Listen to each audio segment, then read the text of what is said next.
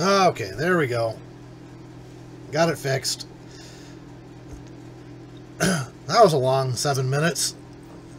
No idea, guys. Something happened. Didn't have the stream set up right. Anyways, got it up and running now, so we're good. You can come on in and join me.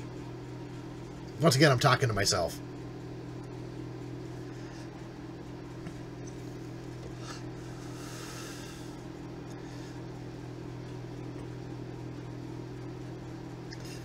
So I guess we'll just kind of sit here and do nothing till somebody comes in. Oh, there's Paul. Hey, Paul. How's it going? Junkman? Yeah, but the second to comment. And for some reason, I'm not getting any info that people are actually watching. Is the volume okay? Sound good?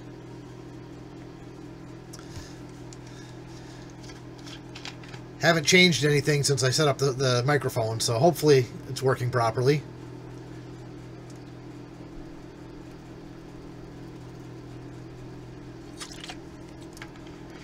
Good. How's the picture? I know it's a little washed out by the light here. Let's see if I can adjust that a little bit.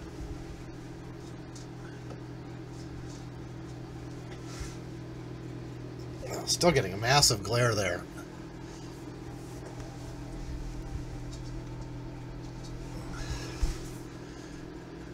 Oh, that's a little bit better, at least on my screen.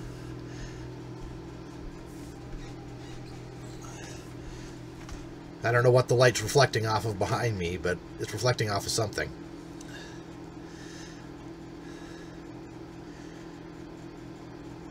Yeah, I tried doing a scheduled stream. It didn't work for some reason. That's why I was fighting to starting a little late here, because I was trying to get a stream running.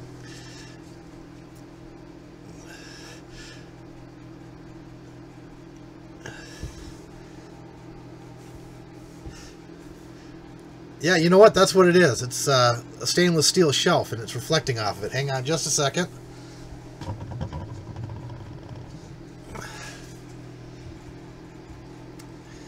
Okay, so that looks a little bit better on my second screen. That isn't giving me quite the halo I had before.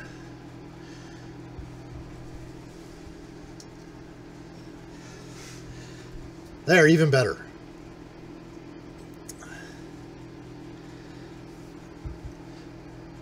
Yeah, you know, I had it set up on Sundays when I set it up, and somehow the key got goofed up. Hey, WTF, how's it going? So, tonight, wanted to talk a little bit about makers.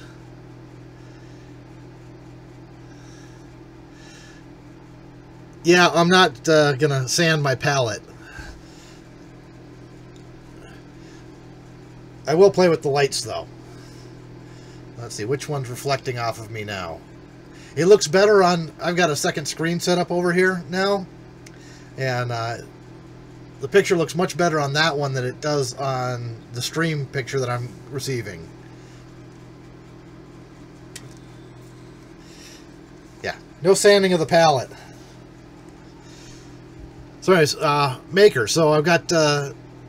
Paul's Garage, he'd be considered a maker. He makes stuff. Junkman makes stuff, so he's a maker. I kind of consider myself a maker. But what does being a maker mean to you? To me, it means somebody who makes stuff. And Paul and I are very similar in that we make all kinds of stuff. We're not stuck in any one genre of or medium. We tend to work, I work a lot in metal because metal is my favorite, but I also do wood and a bunch of other stuff.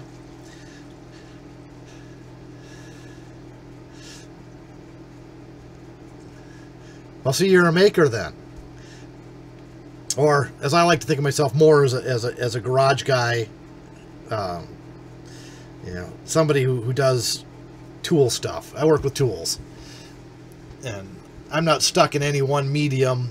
I like to do it all you know, as much as I can. So that's what I thought we'd talk about a little bit, is what constitutes somebody who's a maker, and are you stuck in one medium, or do you like all kinds of different things?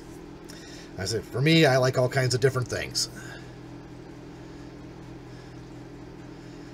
Yep, drawing could be making.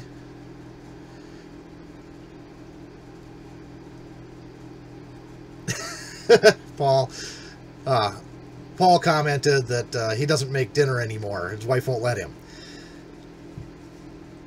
You know, for the longest time, my wife wouldn't let me do laundry. Something about shrinking her favorite, really expensive dress. I don't know. I thought it looked good after I shrunk it, but that might just be me. So,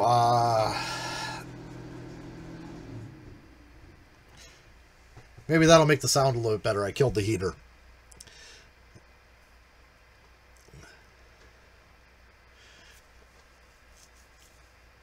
Yeah, the heater's down here underneath the workbench, and I use my foot to control it. Yeah, unfortunately for me, my wife decided that now I'm allowed to do laundry again, other than my own laundry.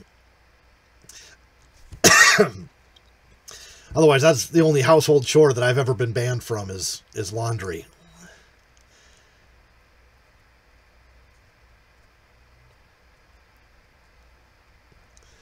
Well, that's cool, Junkman. Looking forward to the video. I'm taking off for the shop tomorrow. I'll be out there 3, 4, maybe 5 days. Haven't really decided yet. I've got a whole bunch of stuff to make, including got to work on the belt grinder, and I've got a bunch of Christmas presents that I need to make. So that's on my to-do list for... Well, it's getting kind of late here. We've only got less than 30 days to get all those Christmas presents done and wrapped up and be ready to give those out to people.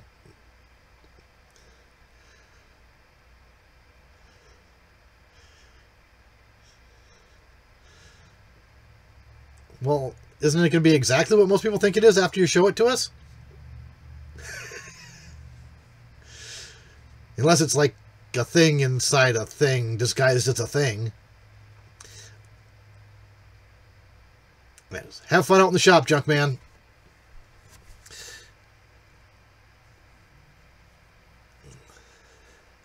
Junkman's going to start doing some weekly streaming too. He's got a set up in his garage for it. Well, good. I like surprises.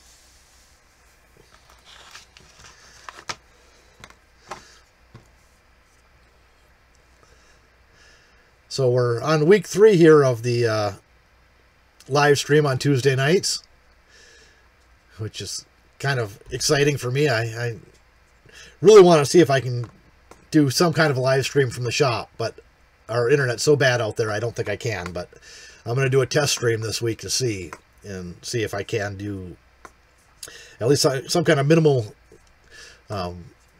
live stream from the shop itself. But I'm not holding my breath, which is good because I'd turn blue and pass out.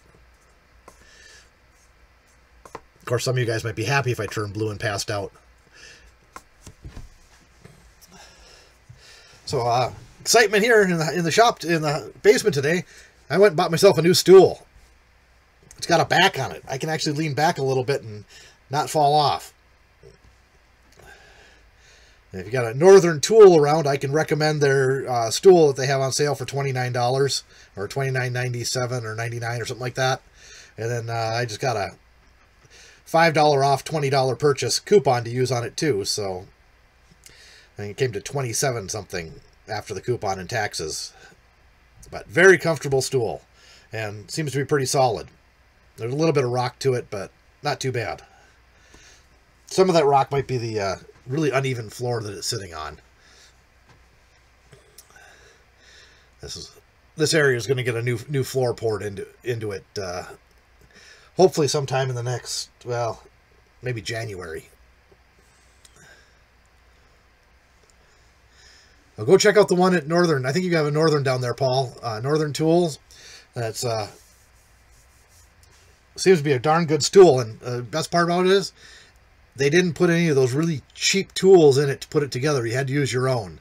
So that was a, let's see, what do you need? You need a 5mm Allen wrench, a Phillips screwdriver, and either a 10mm wrench or socket. And this one's kind of nice. It's adjustable. So you can, it's got the pneumatic or hydraulic cylinder on it. So you can do this. Oh, okay. Or this.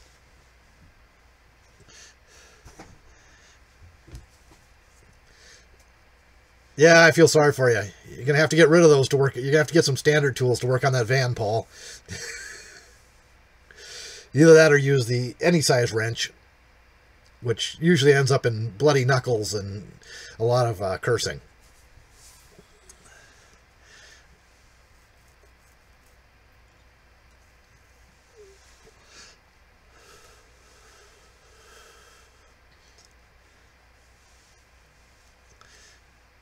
Well, you will. As soon as you need one of those cars, it'll break down. At least that's the way it is in my world. When you actually really need it, is when you can have problems with it.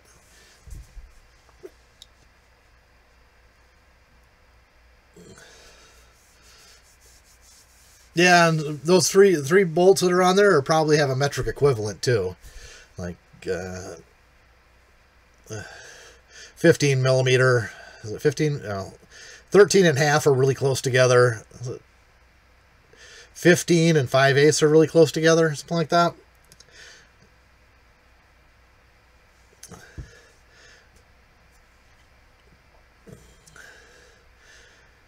So WTF, you made a smoker, a big, I'm assuming from your other comment that you got a big, it's a trailer mounted one. So you're going to be bringing a half a cow by or a pig out to my shop and smoke something big for me.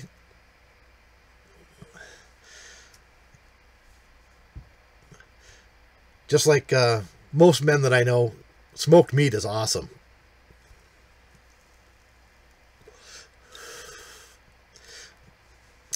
However, I'm not good at smoking. I repaired a smoker that somebody gave to me. The legs had broken off of it, and I put new legs on it, new wheels, new grates, and just had an issue. But it's as good as smoked cheese, Paul. Paul's from Wisconsin, so he's into cheese.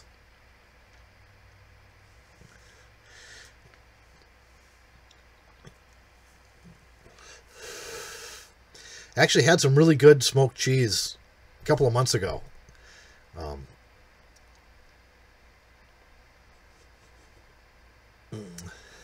You know, I've never had a whole smoked turkey. I've had smoked turkey that was... I've had smoked turkey that was smoked, you know, after it was cut up, but never a whole smoked turkey. At least that I know of. Anyways, I picked up some smoked cheese at a little place north of Duluth here that has got the best smoked fish. And they have their some cheese that they make and smoke themselves. It's pretty good. I think it started out as a mild cheddar and that they make, and then they smoked it. I'm not sure. Anyways, it was really good. I just got a sample of it while I was there picking up some fish.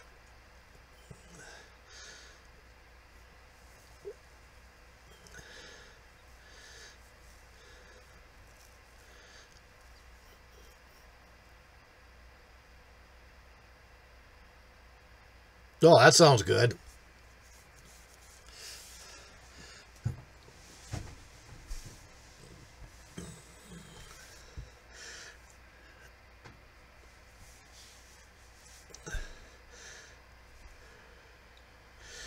Yes, soaked it in a brine. Brined it? I don't know if that's a word. Brined it. Nice.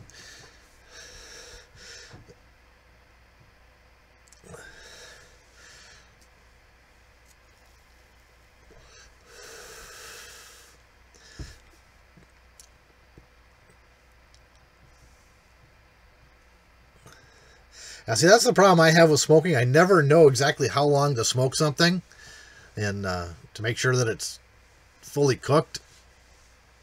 I followed a couple of recipes, and the last rack of ribs that I did were over smoked. Followed the recipe exactly, and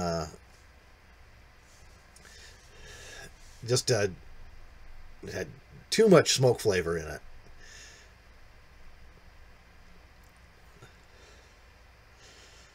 Yes, autocorrect does suck.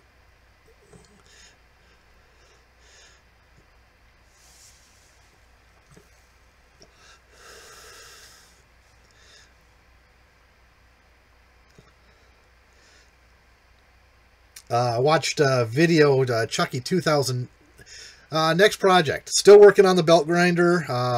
Hopefully have that done in the next couple of weeks. The Ford Ranger and the trip to FabTech and my back really is kind of... And I had a little bit of a... I don't know if it was a mild case of the flu last week.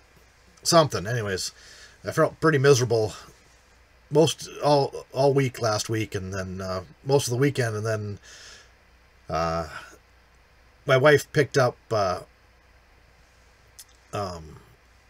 of those particle board cubicle kits on Friday, and some idiot tried to pick up 2 of them out of her car and bring them in the house, and so my back's been bad for the last couple of days. Better today than it was yesterday. Hopefully by tomorrow I'll be back to just mild pain where I usually am in my back. So go hit it hard over the next week and see what we can get done. After the belt grinder, planning on doing a new stand for the lathe. The lathe is on a basically it's a drawer unit desk kind of thing with a heavy wood top, and you can tell when you start it up or take a heavy cut that there's some flex in the table. So I want to eliminate that, so I'm going to make a new stand for it. I've got a nice piece of that 1-inch plate. Oh, that sucks, Paul. Wish him well for all of us out here in YouTube land. But yeah, so new stand for the lathe. That's going to go pretty quick. After that, I met Jody while I was there. Nice guy. We talked for maybe 10 minutes off camera. I didn't get much on camera with him. That was in my FabTech video, just basically introducing and talking for a couple minutes. But after that, we stepped off to the side because everybody wanted to do video with Jimmy and get pictures with Jimmy. So Jody and I talked for maybe 10 minutes. I love watching his channels when I need to know how to do something. He just does an amazing job of passing along information on welding.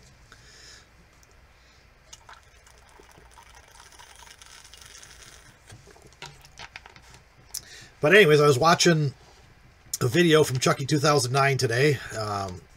He did a little video about firing a supplier.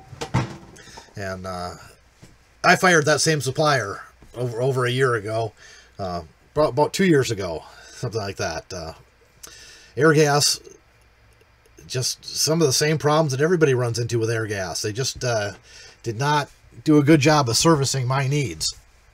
So they got fired. And I didn't run into the same problems he did. I never got the hard sell, but I have been lost in their computer system like he was, and take an hour to get a tank swapped out. That's kind of ridiculous. So it's got their name on the sticker. They should just swap it out and be done with it. But, you know, everything's run by computers these days. So the new place I go to, Minneapolis Oxygen, they're a little regional company, and boy, they take really good care of me. I'm really, really happy with them.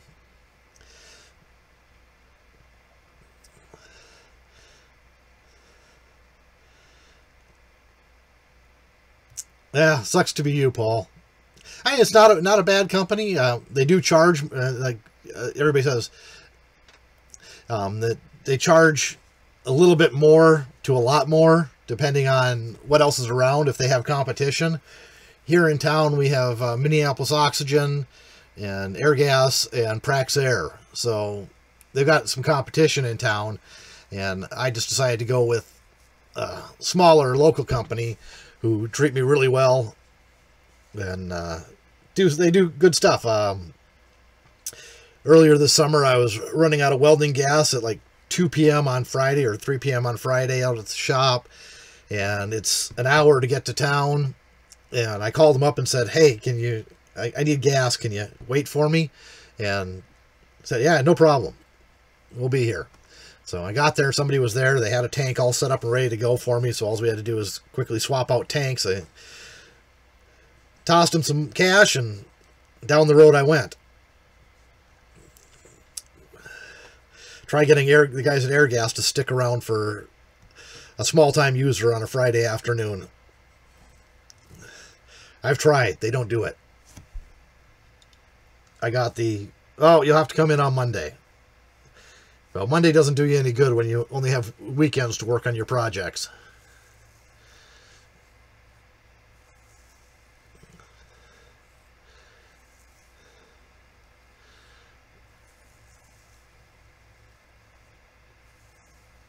No, I'm not being weird. I'm just looking at the other screen to see how the video is.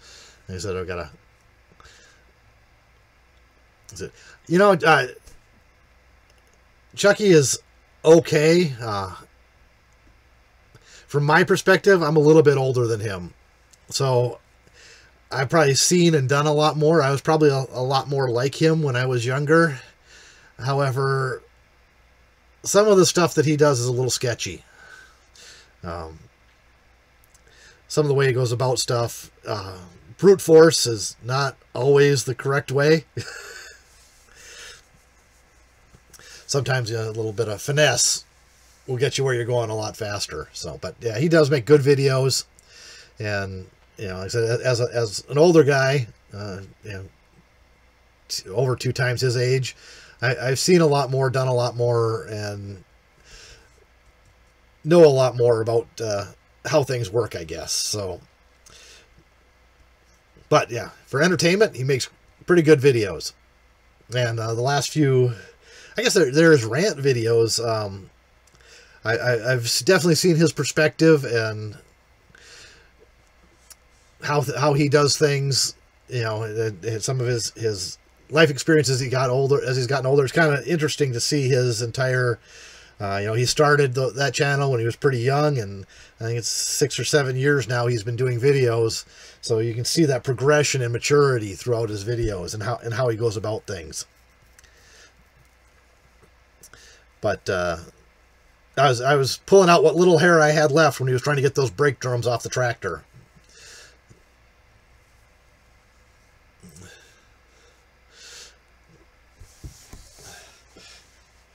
All you have to do is reach in that hole in the back and back off the adjuster, and those things would have slid right off. But it is what it is.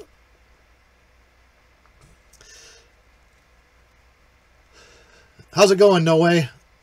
Glad to see you join us here.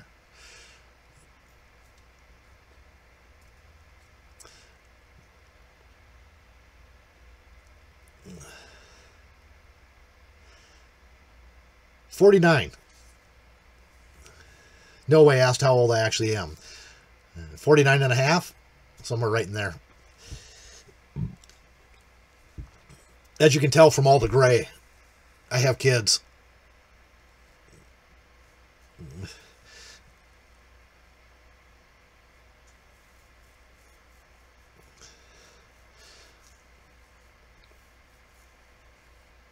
I really want to see that.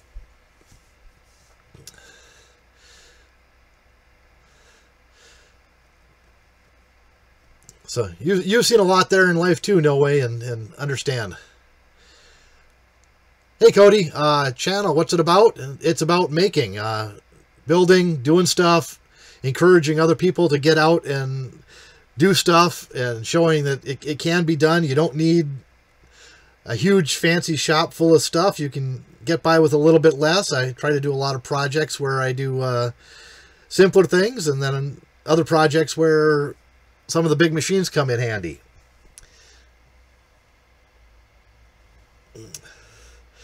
So that's what it's about. Just getting out and doing,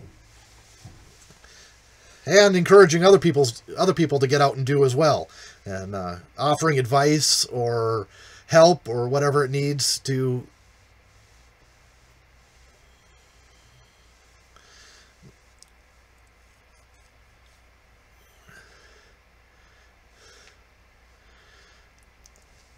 So anyways, so yeah, I was sorry I stopped to read a comment.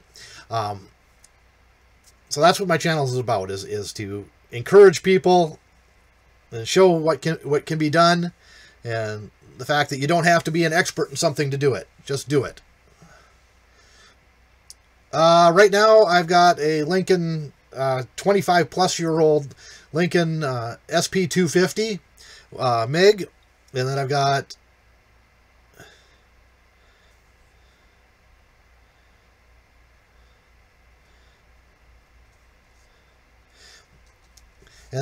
the Lincoln 210 MP, which I picked up about a year and a half ago. Did a couple of videos on that one now. And then I've got a Eastwood 200 TIG, which is going to be going away sometime in the next year and getting replaced by a new TIG. I've been looking at a couple of different dedicated TIGs.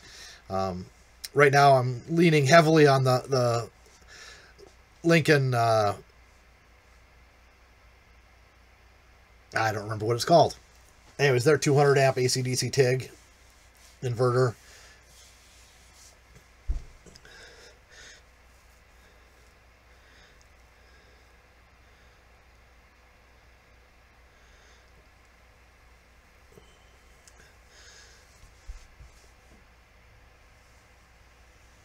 Yeah, casters are always one of those things that getting the right ones for the right application. A lot of my equipment's running on casters that I took off of store displays. You know, I've seen a couple of videos on the Vulcan. I have not personally used one, so I can't say yay or nay on it. But from what I've seen and what I've heard, they're a decent little welder for what they are.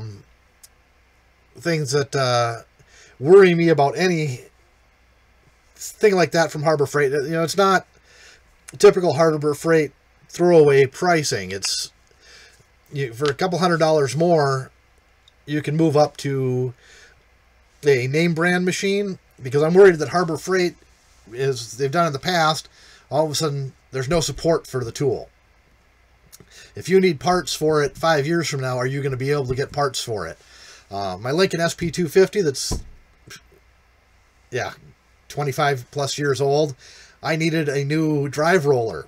I somehow misplaced my 023, 025 drive roller, and went to my local welding store, and he looked it up on the Lincoln website and had it ordered. I had it in 2 days.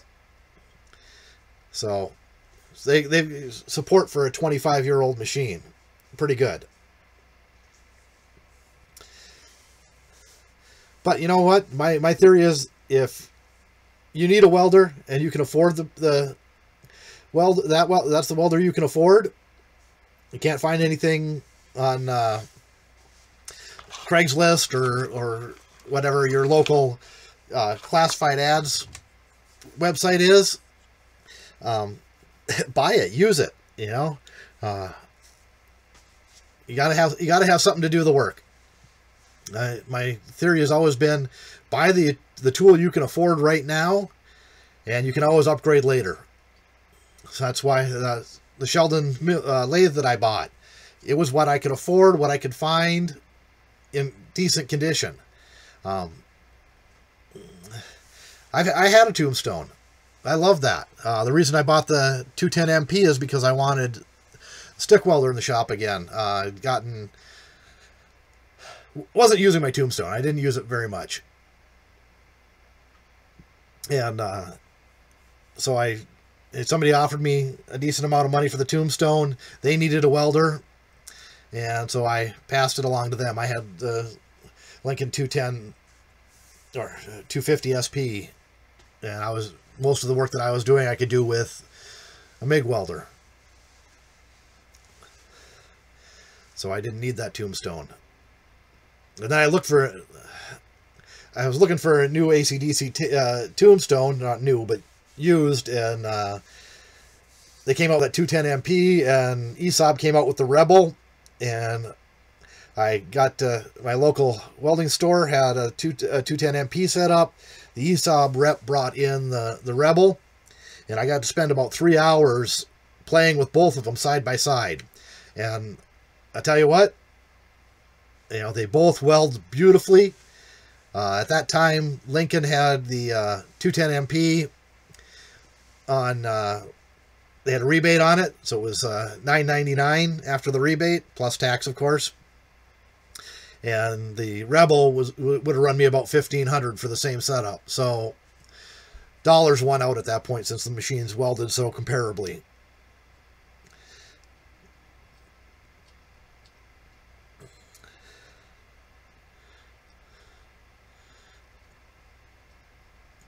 Yeah, 110 or 120 welder, they've got a lot of uses. And that's one of the things I liked about the multi-process is that it can run on 120. I've run it on 120. Did a little stick welding out on a farm gate for a guy. Not this last summer, the summer before, just after I got it. And did a wonderful job with... Let's see, we got the truck, because it was muddy, we got the truck within about 75 feet, and with the generator sitting in the truck, ran out my 10 gauge, 100-foot 10 gauge cord, and plugged that sucker in, and it welded away, did the job. Now, if I have my choice, I'm going to run anything on 220.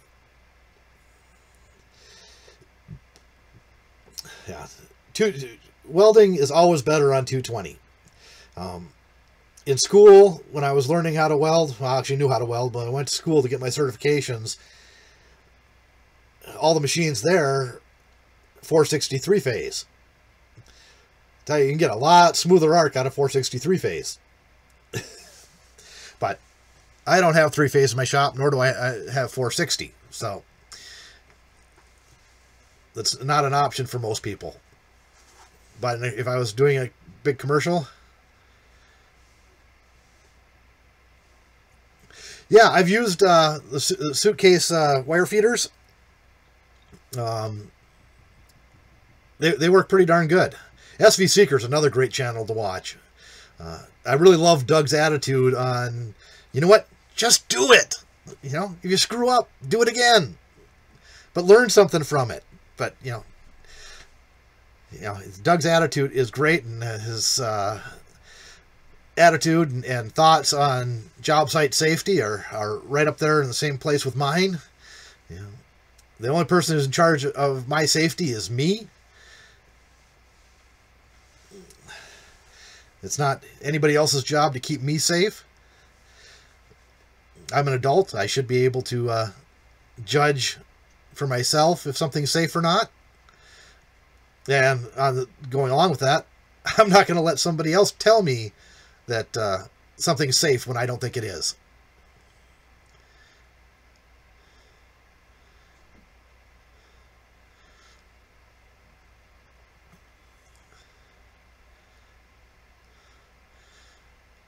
Yeah, I've got the same plasma, basically the same plasma cutter from Eastwood. And it's a little bit better than the Cut 50, but not much.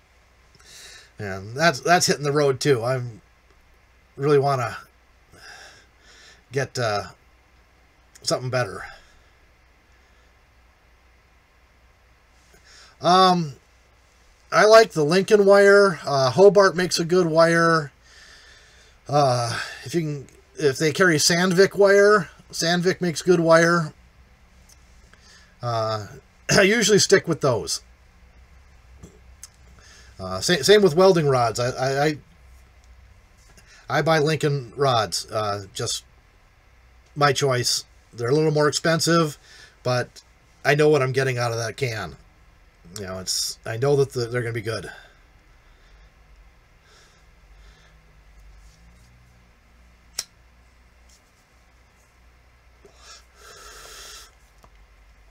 Yeah, that's the same with all those cheaper Chinese plasma cutters. They eat the tips.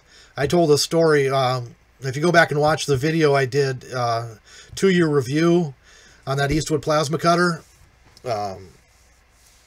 it goes through tips pretty darn quick, and I had some issues getting replacements from Eastwood, and it was 6 weeks, I think. They were out before I finally got tips, and of course I didn't realize I was running out of tips until I was out of tips. So the plasma cutter was down for 6 weeks when I could have used it. So either I'm going to be getting a Lincoln Tomahawk or a Hypertherm sometime in the next year.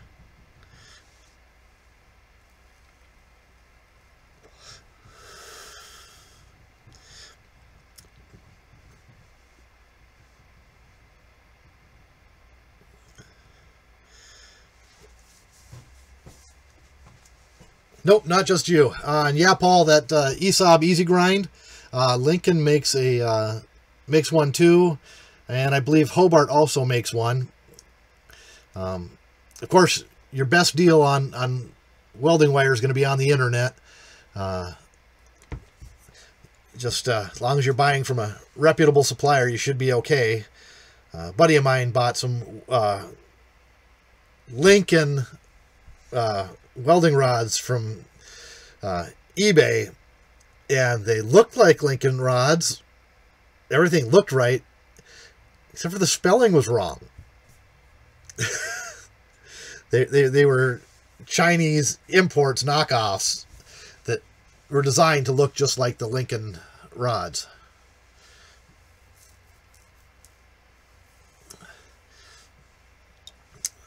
Yeah, not I personally buy all my stuff, all my welding supplies, or most of them, from local welding supply for a couple of reasons.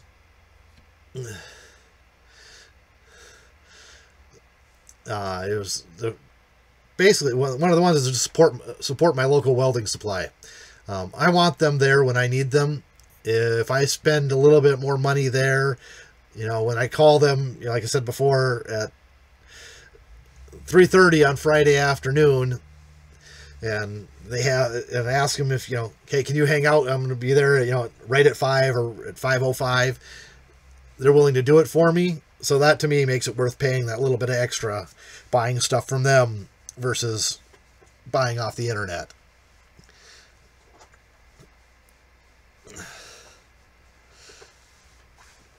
Yeah, so, well, when you go to pick up that stool at Northern in Madison, Madison's got several welding suppliers, I believe, so.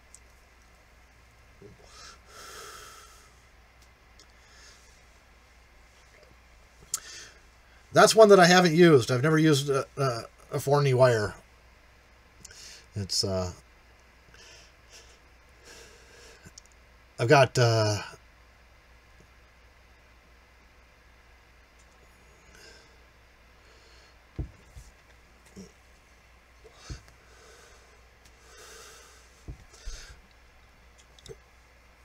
so sounds like you need to make a road trip, Paul.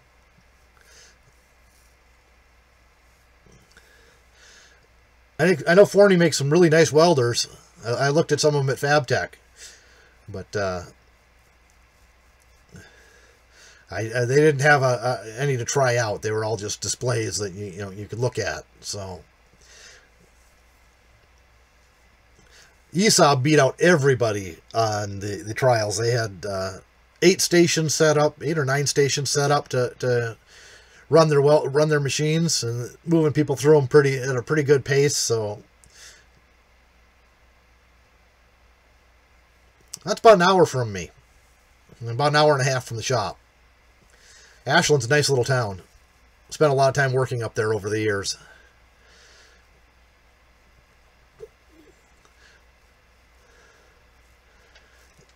It's a nice drive, too.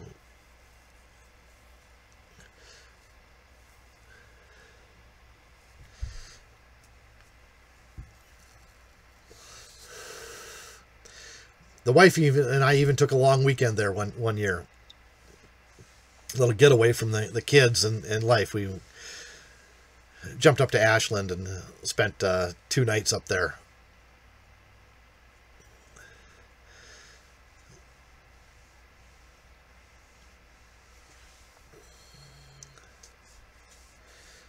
Oh, you guys are going to have to put up with the noise. It's getting a little chilly in here.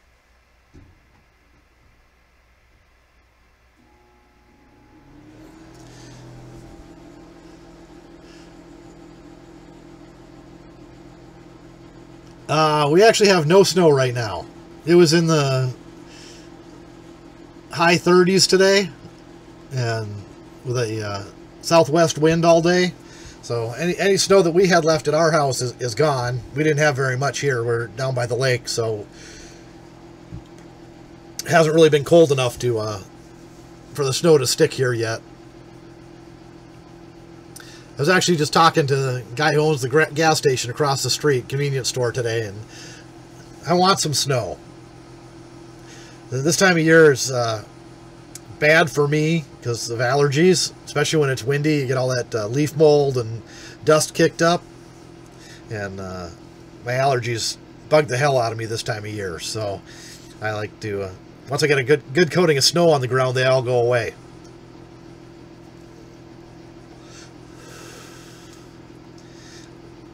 I do not do Facebook. Facebook is evil. I do have a personal Facebook messenger for family, and of course I have a Facebook page for family, so family can get a hold of me if they and post stuff, whatever, on whatever.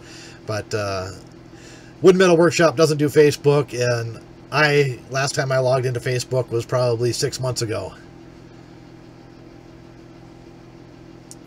Now, our deer season is over, so, of course, I haven't rifle hunted in close to 20 years.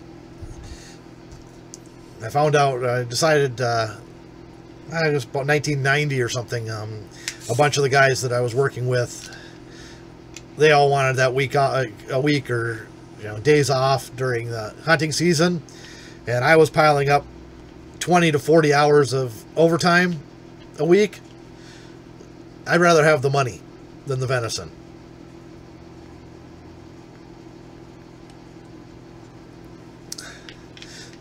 I prefer to save my vacation time for 10 days in Florida when it's cold and snowy here.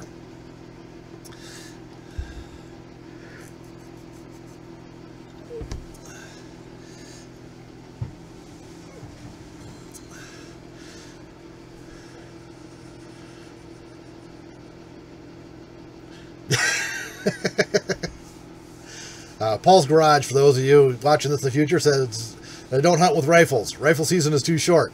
Truck season is all year. This is something that I was contemplating on a thread on Garage Journal, posting up. I've had one accident in over 600,000 miles, and that was a deer that jumped a 6-foot fence and landed in the center of the road right in front of me at 55 miles an hour. So the thread's about autonomous cars.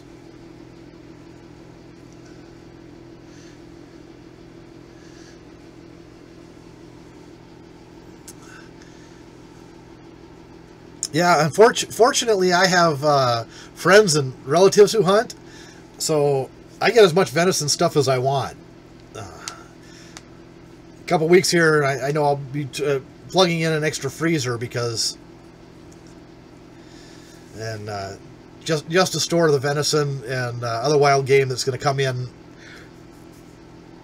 I've got to shut down one of the freezers at the lake place out at the shop and bring all the fish that I've got frozen in there into town. So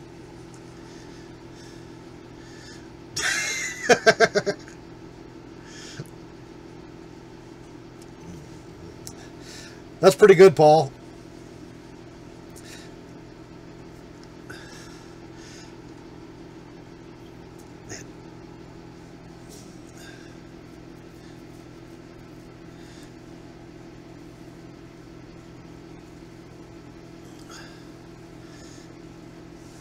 Well, we seem to have gone way off topic here. Not that the topic was anything serious.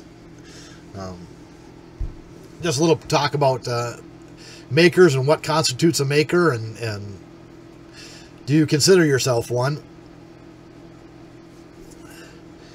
So,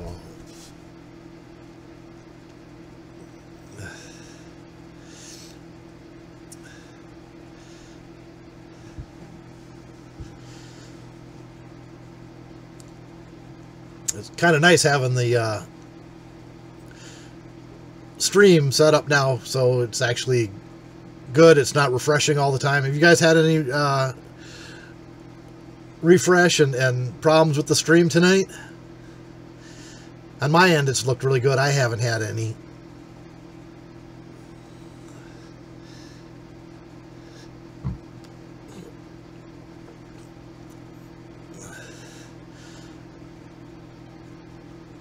Well, a modifier can be considered a maker as well. You know, they're doing something. I consider myself, I guess, a maker in today's terms, but I've always considered myself a tool guy.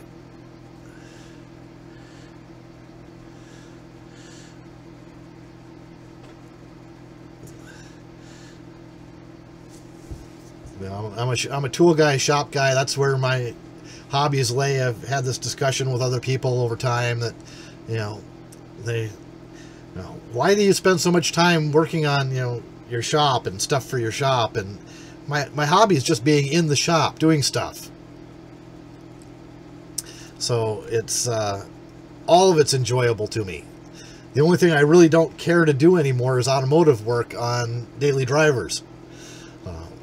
I've been considering getting another project vehicle, or turning one of my other vehicles into a project vehicle, and working on that because it doesn't have to be done. There's no deadline. I don't need to drive it the next day. Working on daily drivers sucks. Welding is way more fun than watching Family Feud. However, I have kind of gotten into a couple of new shows this year. SWAT and SEAL Team.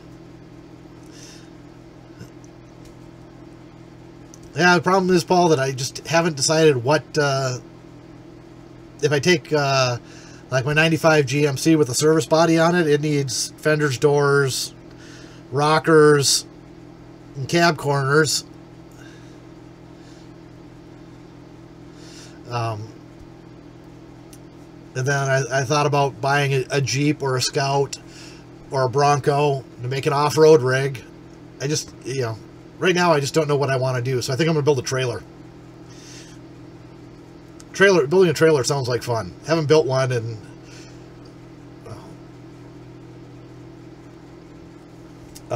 haven't built a trailer for myself in over 20 years, and haven't built one for a customer in probably 10 or 15 years. With all the people out there making trailers, you know, you can go to Home Depot and buy a trailer now. So, granted, they're not very good trailers, but I got some ideas for a couple of trailers, and I think I need another utility trailer right away, because I'm going to take my little utility trailer and it's just going to be a scrap trailer.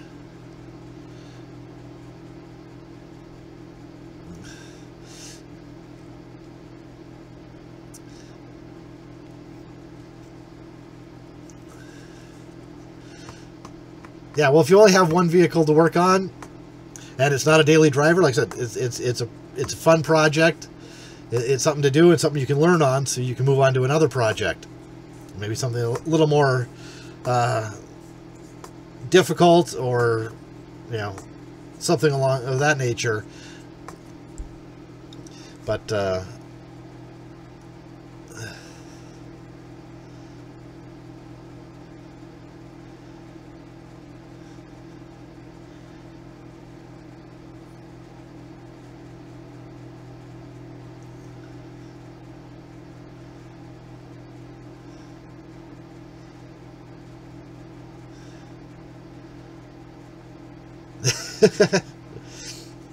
Yeah, we don't have vehicle inspections here in Minnesota, so because if we did, there wouldn't be any vehicles on the road that are more than 3 years old. Rust would have killed all these modern vehicles. Sad part is I know where there's a 41 Cadillac that only has surface rust.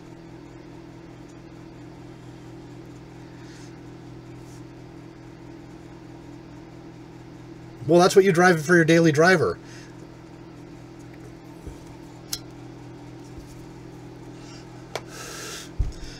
Personally, I think vehicle inspections are just a way for the state to suck more money out of you. It's just another tax.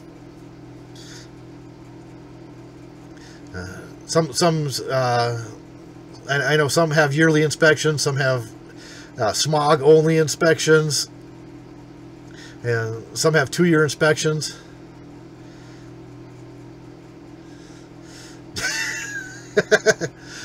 Paul says when he was in upstate New York, he had an inspection. The van passed. Pretty sure that means the inspection was worthless. Actually, that van's in pretty good shape for its age. When you were showing it the last week, I was pretty impressed. Yeah, but that's something they don't inspect for. They don't care if it leaks oil. It's kind of like the new EPA gas cans. They don't care if you go to pour gas out of it and it sprays all over and you drop half a can onto the ground. They're just worried about the few fumes that didn't get out of it while it was sitting.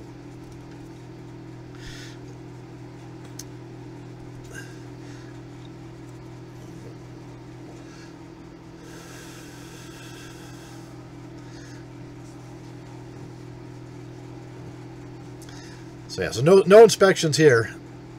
Hey, John. Hi from Minnesota.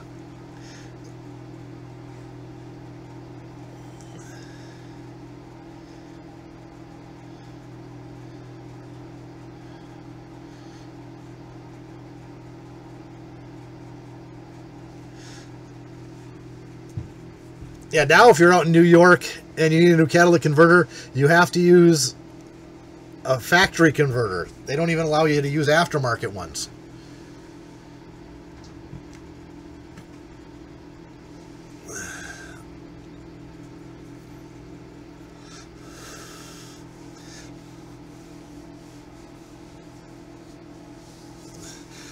Well, looks like they checked for nothing. They checked for your $12 for your inspection.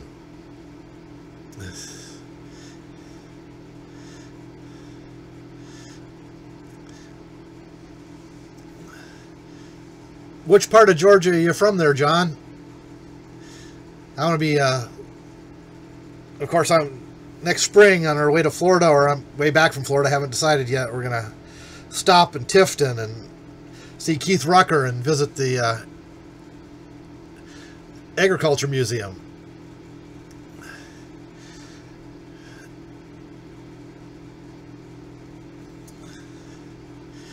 Don't know where that is.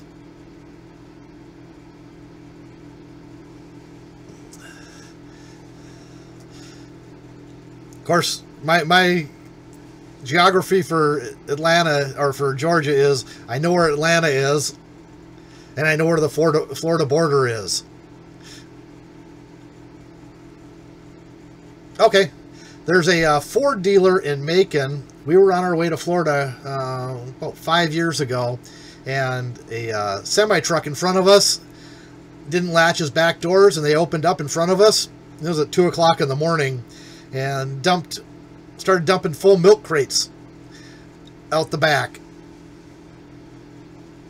and took out driver's side front brake line.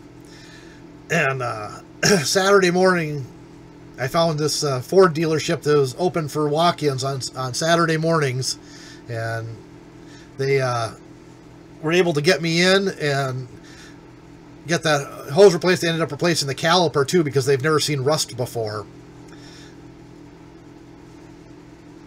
And but they had to replace the caliper as well. But got me in and out in about 3 hours on our way to Florida. So Really impressed with a dealership for the first time in my life, and a Ford dealership at that. No offense, but I'm a Chevy GMC guy, so.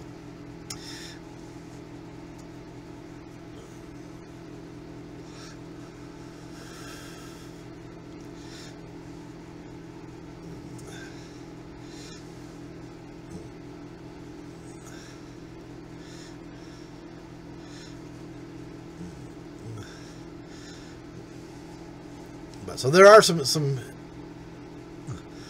it still a GM town, Paul?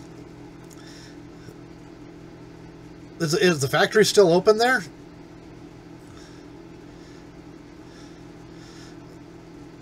Yeah, I've had very good luck with my GM vehicles. 95 I bought new, and it's got 350,000 miles on it, original engine, new transfer case and transmission, but you know, something's got to break. And then I've got the red truck that I did the videos on, well, the white truck that I turned into a red truck during the videos, and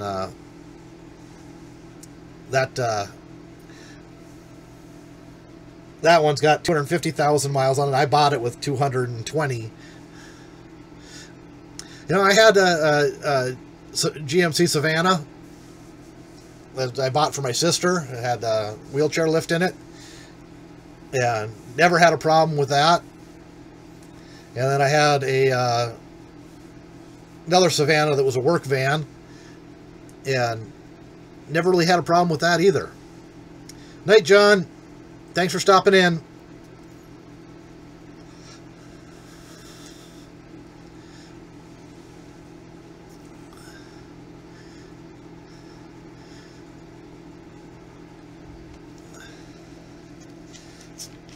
But every vehicle has problems. They're vehicles. They're going to break. It's kind of like concrete. 2 rules about concrete. It's going to crack, and no one's going to steal it.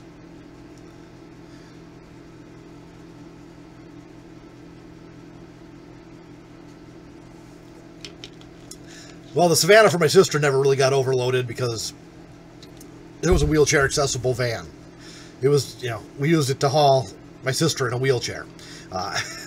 And then, but the work van, well, it depends. You know, if you had a 1500, you're probably overloading it. I had, my van was a 2500, my work van. Yeah, that one was a 2500. Yeah, so it held up to the weight. It wasn't a huge amount of weight, but it was always packed full. I got a week's worth of satellite equipment in there all the time, except for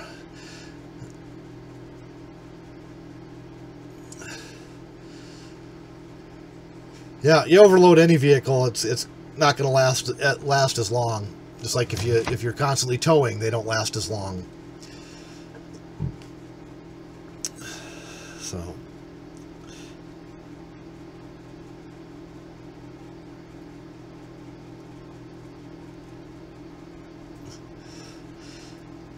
oh, it can be moved, just nobody really wants to steal it.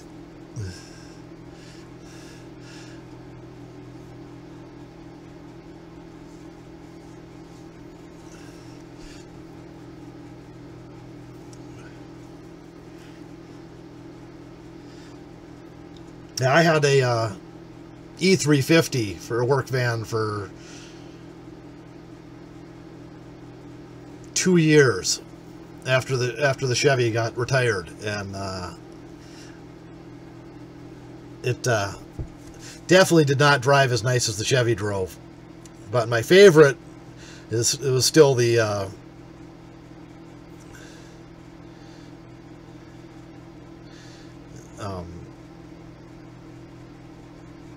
GMC. I don't know, they're the smaller all-wheel drive one. Whatever those were called. I don't even remember the name of them right off the top of my head. And I absolutely loved that, but I'm constantly at the time I was constantly driving on snow-covered gravel roads, snow-covered, you know, paved roads. Having that all-wheel drive was really, really nice for doing satellites. Yeah, I personally don't like vans at all. Guess that's part of driving one for so many years for work. I much prefer a truck. That's why I personally have a truck with a utility body on it. I like having something in front of me. And I like having the closed cab. Vans are, God, they're always cold. And you leave that thing running all day long, and you turn a corner, and still all that cold air from the back comes rushing around past your ears. At least in a work van. The conversion van, a little bit better because it's not just bare steel to the outside.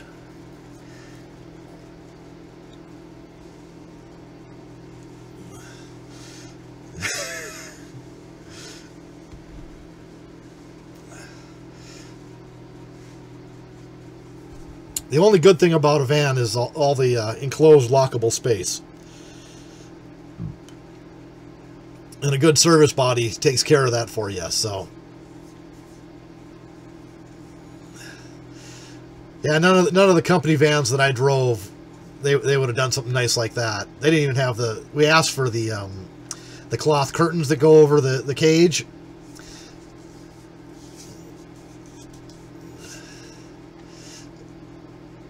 And they wouldn't even get the insulated curtains for us to seal it up.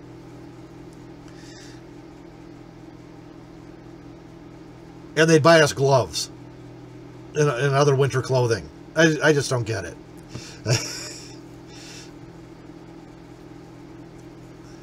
But yeah, it would have been nice to be able to seal that space off in the back so the cab actually would get warm and stay warm.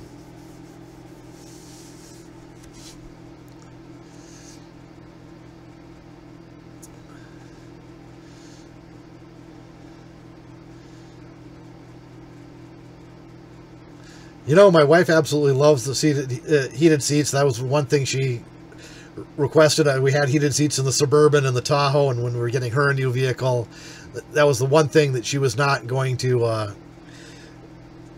pass up on, was heated seats. She didn't get her moonroof, but she got her heated seats. So, and she got remote start, which she absolutely loves. Me, I don't care. I drive a work truck.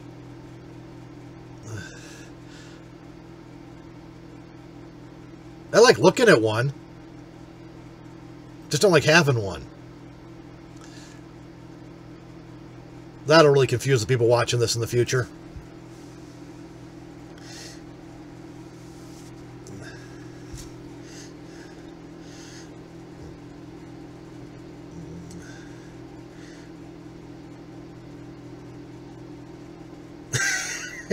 I saw that when you did the video. I thought that was really interesting.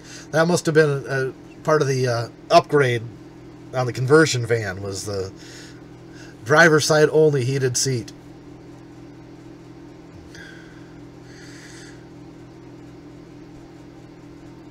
The only time I used the heated seats in the Suburban, because we were living out in the country at the time, and it was an hour drive into work. And I'd hit the heated seat for about 10 minutes in the morning when it was, 25 below. But after that, it was a much later upgrade. Something your dad added, I'm assuming. How'd your mom let him get away with that? Only upgrading his seat. I mean, I understand not doing the back seat where the kids sit, but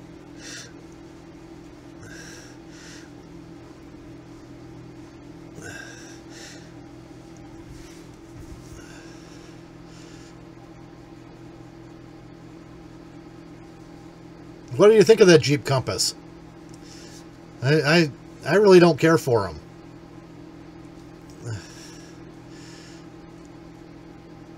But then again, I haven't driven one.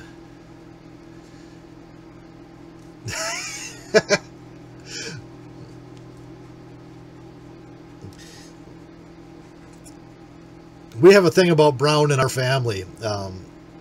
When I was choosing colors for the lake place, when we were putting up some new buildings and building the shop and building my parents' cabin, I picked brown with green trim for everything. And for the reason, my reason behind it was that when people are out on the lake, even in the wintertime, that brown with green trim, the buildings just disappear and you really can't see them from the lake. They're very well camouflaged. Whereas everybody else's cabins with these bright yellows and whatnot, you can see them, you know. And so I wanted the camouflage. So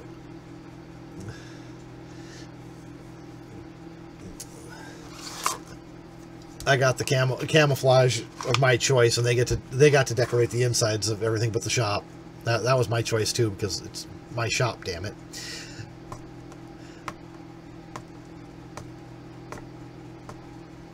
What's the towing rating on that Compass? Do you know offhand?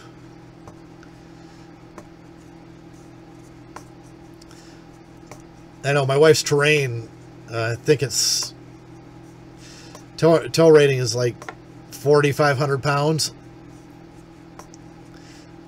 It's got a hitch. I've never bought a Class 1 drawbar for it. No real need. If I'm going to tow something, I'm going to tow it with the truck.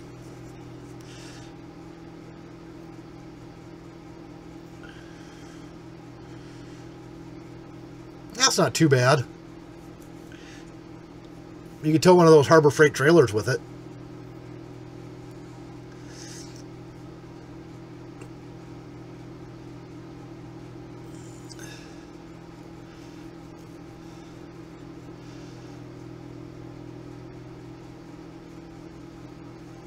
Okay, the Harbor Freight trailer might be a little bit too heavy for it then. Just kidding.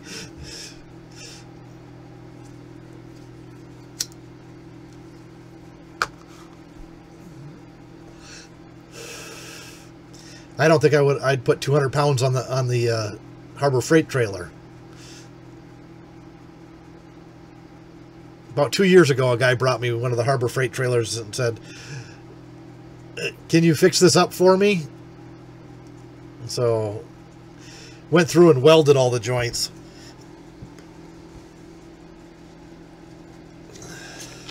What's the point of a Jeep that only has front-wheel drive?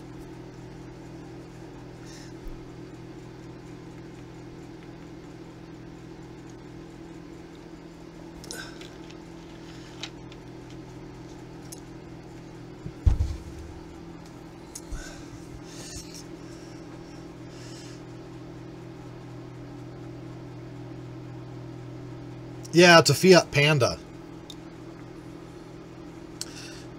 Yeah, I miss my CJ7. I had a 77.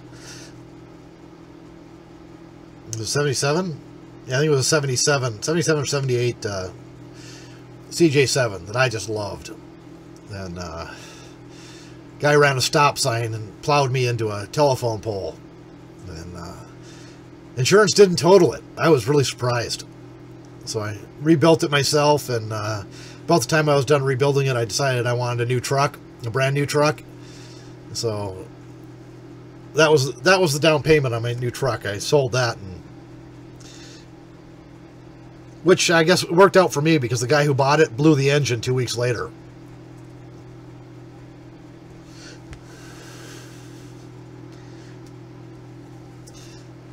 Which would have been okay with me, because if I'd blown that 250 inline 6, I would have put a 350 in it.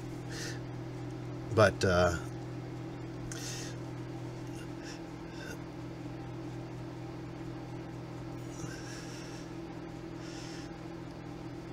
yeah, that 4.0 straight 6 is a good little engine. It's got a few issues, easily repaired from my understanding. I haven't had one or worked on one. I tried to stay away from new ones, anything newer that I can avoid working on. Just did that head gasket in the 98 Ford Ranger. Or I should say Colton did the head gasket. I was just there for support and advice from time to time. That was one of the hardest things I've ever done, was let him do that 99% by himself and not try to jump in and take over in the project. I just there for advice, and it was hard for me. But at some point, you have to let your kids grow up, right?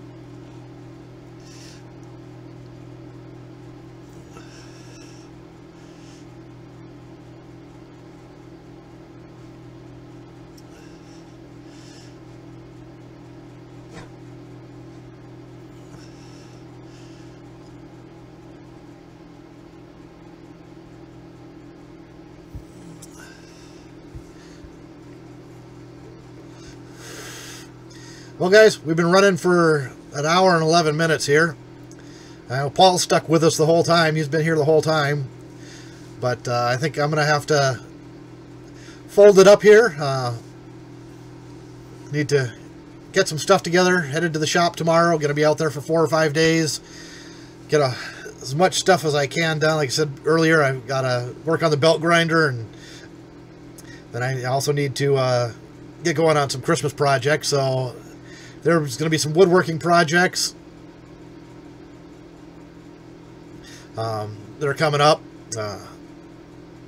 I know my wife's not watching. She went to bed already, so she's. I need to make a picture frame for her. I think we're going to go with fake gold leaf on a custom-made picture frame for her. Haven't quite worked out the design yet.